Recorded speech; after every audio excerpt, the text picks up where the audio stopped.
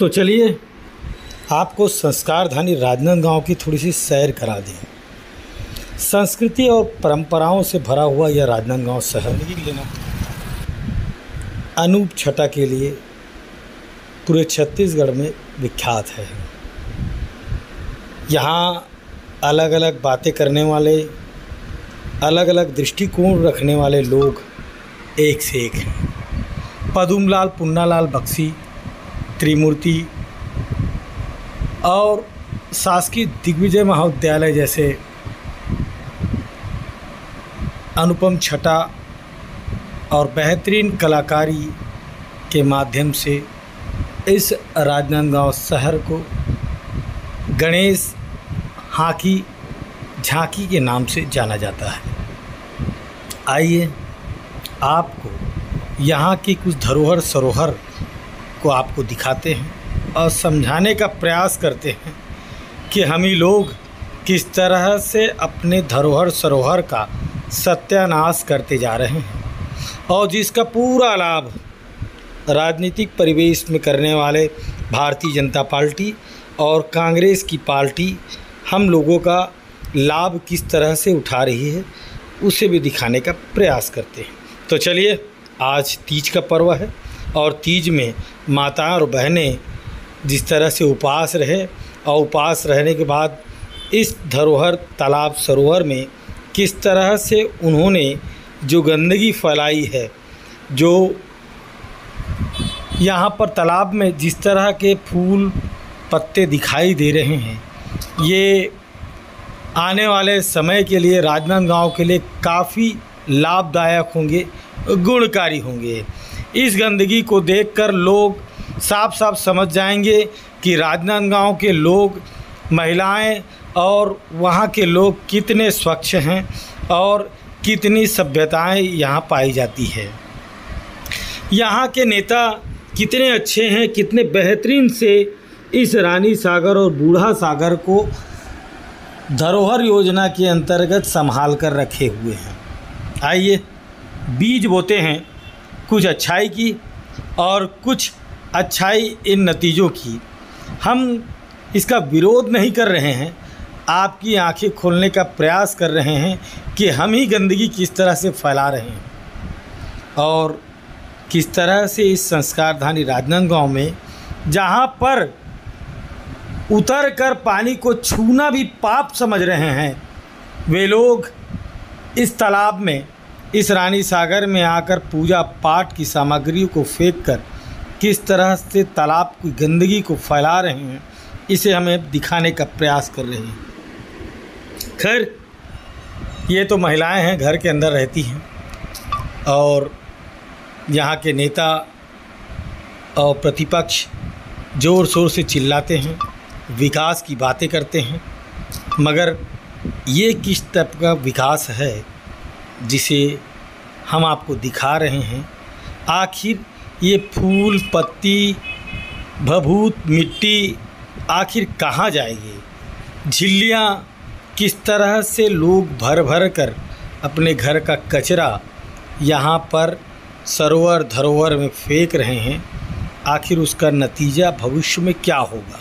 आइए सीधा आपको दिखाते हैं और देखिए किस तरह से आस्था, श्रद्धा और भक्ति के बीच में हमने अपने ही इस सरोवर तालाब को गंदगी से पाटा है और जिसकी परिकल्पना हम खुद कर रहे हैं। आपको देखकर बड़ा हर्ष होगा कि ये हमारा शीतला मंदिर बूढ़ा सागर का तालाब है, जहाँ पर शिव जी विराजे हैं और अब उनके पुत्र विघ्नहर्ता गणेश भी आएंगे।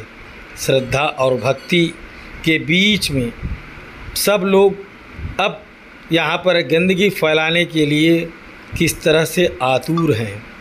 गणेश का पर्व भी आ रहा है, धूमधाम से इस राजनांदगांव संस्कारधानी में पूजा पाठ करते हैं और पूजा पाठ करने के बाद पूरी घर की गंदगी को इन दोनों प्रमुख तालाबों पर कैसे डाल देते हैं। हर्ष की बात यह है कि यहाँ के आयुक्त भी बड़े मस्त मौला आदमी हैं। समस्या को देखते हुए फ़ौरन समझ जाते हैं कि यहाँ क्या आवश्यकता पड़ सकती है।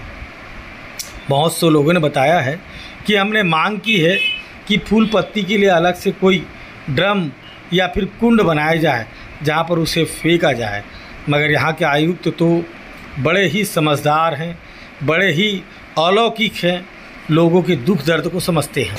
आप लोग यहाँ पर आए थे, क्या हुआ कल, कैसा रहा आप लोग का त्यौहार? कैसा रहा? अच्छा रहा। यहाँ तालाब में क्या करने आए थे? हाँ, क्या करने आए थे? क्या करने आए थे तालाब में? दुल्हा के नाम फुफुआ। हाँ। ये साल भतीजा के बिहाव हुई से तब मऊ ठंडा करे भर आए हैं। अच्छा, तो मोर कब के रखे रहे हो? हमन हाँ शादी हुई ना मई में शादी करे हम तब के रखे रहे। तो का ठंडा करे हुई यहाँ? मऊ ठंडा करे हाथ के नारियल श्रीफल सेव फल जो भी है ठंडा करे। तो तालाब में काबर करे ठंडा? गंगा मैया में करथन ना। अच्छा, गंगा मैया में। हाँ। तो गंगा मैया कहाँ लेके जाइए ऐसा मोर उड़ला? तो गंगा मैया वही उद्धार कर ही ना। अच्छा, यानी कि आपके भतीजा ला ठीक कर ही, सब करी ठीक कर ही, अब ठीक हवा है। अच्छा, हाँ। तो हमन वही में ठंडा कर देते, ये में ठंडा करे जगह है करके। अब हमन सब हमेशा से ऐसी ठंडा करत आका तो ठंडा कर दे है ना। नहीं तब ले बुरा लगता है कि थोड़ा सी आने वाले भविष्य के लिए। हाँ, है नहीं? जैसे कुछ काम होता है हम भी मना के साफ कर भैया। हाँ। अब फिर हम लग रही है ना बराबर है हमार कास्ट की तो खुदिया ना खत्म हो गई। हाँ। तो फिर नहावन है तो मन नहा बराना ती हम नहा फिर जाबो, फिर शुद्ध हो जाबो, फिर ही मना शुद्ध करे हम फिर शुद्ध हो जाबो। तुम बाद में सरकार ला घलो गाली दू की नहीं कि अच्छा नहीं करत है, साफ सफाई नहीं करत की? जैसे भैया कचरा ला आग ली जाते घर में, वैसे ये अपन जो फूल पान है या जो होम धूप है ओला भी महीना में कम से कम गली में आना चाहिए लेके एक लिए। चलो ठीक। देखा जा रहा है तीज त्योहार के समय में अभी सारी महिलाओं साज श्रृंगार करके नदी और तालाबों में जिस तरह से जो ठंडा कर रहे हैं, ये क्या प्रतीत होता है बाद में, थोड़ा देर के बाद? देखिए, तो भारतीय परंपरा है और जहाँ तक पूजा पाठ के बाद विसर्जन का जो नियम है तो निश्चित रूप से तालाब या नदियों में विसर्जन होता है। पर मेरा कहना यह है कि इसमें थोड़ा नगर निगम को सचेत रहना चाहिए और जो विसर्जन की जैसे बहुत अच्छा व्यवस्था गणेश के लिए किए हैं, वैसे ही व्यवस्था यहाँ पे होना चाहिए कि जितना फूल वूल है और जितने इसमें डाला जा रहा है उसके लिए वो बना दें, एक कैच बना दें और उसके बाद उसको उठा के ले जाएं। तो मैं सोचता हूँ इससे तालाब भी गंदा होने से बच जाएगा और परंपरा भी जीवित रहेगी। जी, नाम बताएंगे? संजय बहादुर। नमस्कार। मैं आस्था और श्रद्धा और भक्ति पर किसी प्रकार का चोट तो नहीं लगाना चाहता, मगर आपको ये बताना चाहता हूँ कि आपकी जो आस्था और श्रद्धा और भक्ति के बीच में आप जो तालाब सरोवर जिसे आप स्वच्छ रूप रखना चाहते हैं उस पर किस तरह से गंदगी फैला रहे हैं। आखिर ये गंदगी जाएगी कहाँ? जो फूल, नारियल और जो झिल्ली और जो राख आप लोग जो तालाब में फेंक रहे हैं उसका नतीजा आने वाले भविष्य में क्या होगा? कहाँ जाएगी ये गंदगी? आखिर तालाब के अंदर सड़ेगी, गलेगी और गलने के बाद क्या होगा?